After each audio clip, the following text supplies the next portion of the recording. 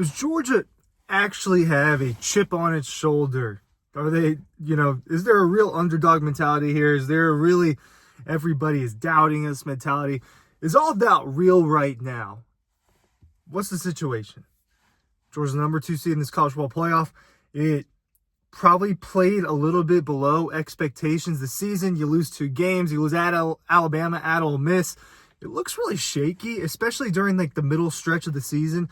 There's a lot of things that are shaky. You're not as confident. And now Georgia finds itself the SEC champion with a first-round bye straight into the Sugar Bowl. They got to play Notre Dame. And the Dogs are underdogs. Again, Georgia's an underdog to Notre Dame. Right now, ESPN's got them at 1.5 points, right? They have Notre Dame favored by 1.5 points in this football game. Georgia's dealing with a quarterback change. Carson Beck out for the season. Tore his UCL. It's a ligament around your elbow. It's very common in baseball, and he's going to be out for the season. We don't know what his football future holds. It's Gunnar Stockton. You saw him in the second half against Texas. You saw him in the second half against Florida State. You saw him a couple of times at garbage time. You may have seen him in high school, and we've talked about that a good bit. And now this Georgia team is, we don't know. They're right? This is the most unknown team heading into the college football playoff somehow. Somehow this is the team with the most question marks. If you're Texas, your question marks are, hey, can you keep this rolling for 3 games, and can you do it against the good competition? Because Texas kind of, not like Indiana, but in a sense where, their schedule, the only great team they played was Georgia, and they lost twice. Arizona State, will their talent keep up with Texas? Is Cam Scatterbo enough? Is their redshirt freshman quarterback going to do enough? With Notre Dame, are they dynamic enough to do this? Can they actually beat really good teams? For Oregon, they got to beat Ohio State, and vice versa. Can Ohio State beat Oregon? That's their biggest question at the moment. But if you're Ohio State, can you play like you did in the first round 3 times more? Right? All of these teams have questions. Boise State, is Ashton Jeanty enough? Penn State, do you have the firepower? Can James Franklin? They all have questions. But somehow Georgia has the most questions because it's an offense that's been like this, and it's a defense that's been like that. And now you have a new quarterback in there, Gunnar Stockton, who hasn't played and really much college football at all. And he has to be in this huge moment. So somehow Georgia kind of ended up with the biggest question mark around it. And in turn, they got a chip on their shoulder. And that is kind of what people fear when they're talking about Georgia. They fear the Georgia with the chip on his shoulder. They fear a Kirby Smart led team. They fear that defense, all of that. Let's talk about it a little bit more. Ryan Curley from Dawg Post, delivering you more videos from the car. We are home for the holidays.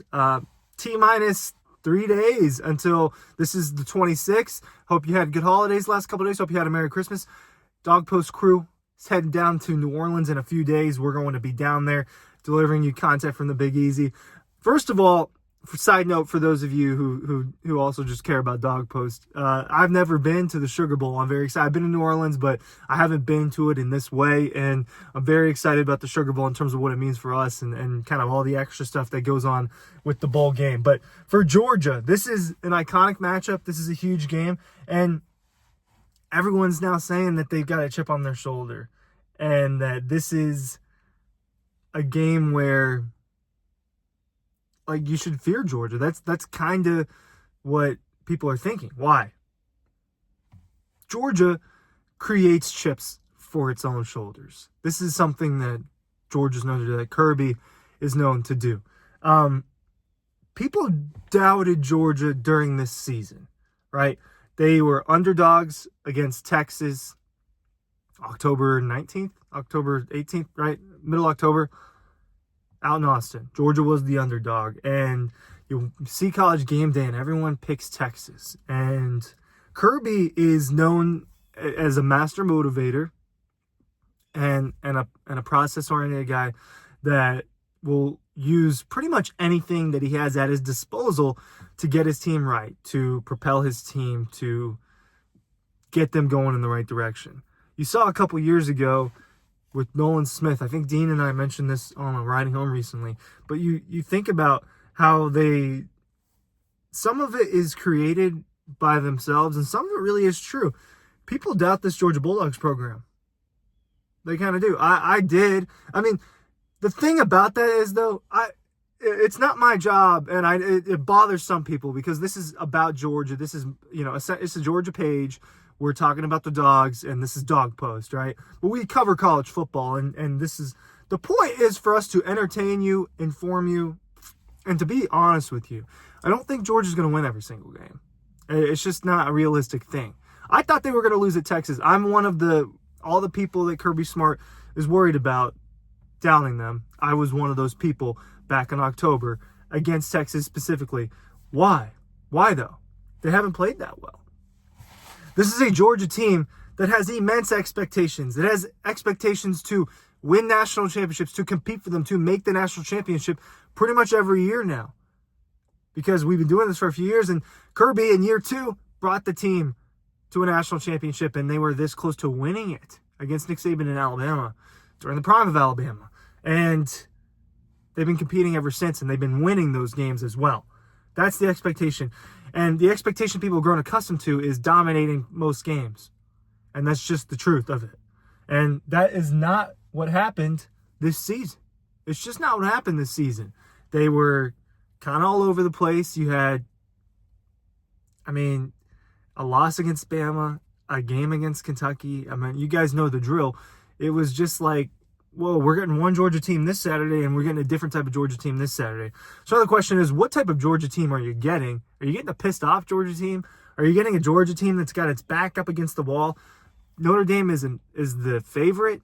You've got a new quarterback and Gunnar Stockton out there. Are you telling me that this team isn't going to figure out a way to motivate itself? In 2022, the offseason during 2022, heading into the 2022 season, what was the deal? Georgia was the defending national championship champion for the first time, and Nolan Smith is one of the leaders on that team, and he's telling the team, they're telling us we're going 7-5. I don't know who predicted that, not me. Probably nobody. No one legitimately thought Georgia was going to go 7-5 in 2022. That's just outright ridiculous. It entered the year as one of the top favorites to win the whole thing, and they ended up doing that. But they used that as motivation. You heard Kirby Smart after the Texas game in October. You heard what he said when he was like, hey, your whole network doubted us. Everybody doubted us. Our intent was to eat. Our intent wasn't to take pictures. He's going on and on about that. The program loves it. And he's using it as a motivational factor, as a tool to get his guys going. And it seems to work. You see, after the SEC championship game, what is Kirby doing? He's vouching for his team. Greg Sankey, Laura Rutledge, disorganized trophy presentation at the podium. It just was straight up disorganized. And what happens? Laura Rutledge asks Kirby, hey, what does this mean? You got the bye week. What does it mean for your team? And he points at Greg Sankey, who's, 10 or so feet away. And he's like, hey, it means that this team gets some rest because it's been sent on the road all year by Greg Sankey and the SEC. And Georgia had the most difficult schedule in college football this year. Among the contenders, for sure. Among the contenders, Georgia was dealt the toughest hand. I don't know if I don't know that it's arguable when you look at all the schedules. And I did this at the beginning over the summer. I did a lot of foreshadowing about the schedules for you guys, if you remember. I remember where I was when I recorded that video. But Georgia had the toughest test. And you see how Kirby is going to speak up about his team. He's going to say something. They've got their backs against the wall, whether they're against the wall or not. And so the question is this Georgia team the most dangerous now that it has a chip on its shoulder? It is going to have an offense that people have not really been able to prepare for in depth because it hasn't been shown in depth with Gunnar Stockton as dual threat quarterback. And it's an underdog with one of the defenses, a defense that maybe wasn't the best in the country throughout the year, but has performances where it's like, whoa, that's a defense that's loaded with NFL talent. That's a defense you got to be scared about. That's the thing here with this Georgia team. They do have a chip on their shoulder. And I still think it's a top 3 team in this college football playoff race. And somehow it's the one that seems the most dangerous, right? Along with probably Ohio State, who might be able to unlock something now. But I think that Georgia, just because of the narratives around it and the way that Kirby will use it, very dangerous. Thanks for watching. Link is down below for the newsletter.